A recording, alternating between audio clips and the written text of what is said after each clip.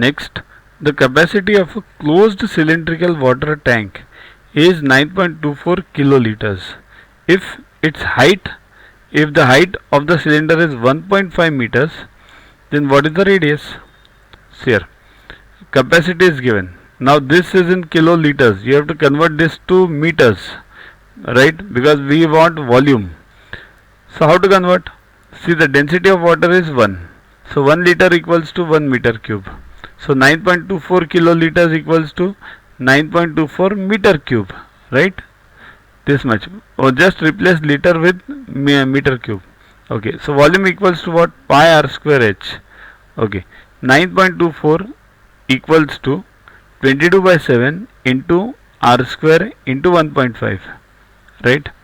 So here, slight correction in density of water. And density of water is 1000 kg per meter cube. It's almost 997, but round it off to 1000.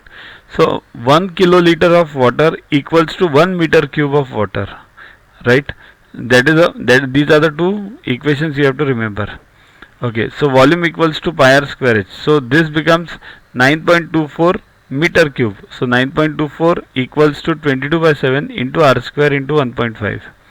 So solve this. R square equals to, everything goes on the other side, 9.24 into 7 upon 22 into 1.5. That is 1.96. How? Try to solve this. 15, remove the zeros and try to solve this. You'll get it 1.96. Follow Vedic maths, that's easier. So r square equals to 1.96. Therefore r equals to square root of 1.96, that is 1.4. 14 square is 196. So adjust the points, it is r equals to 1.4 meters. So radius of the cylinder is 1.4 meters. Try it yourself. These calculations are important. This is what you have to practice.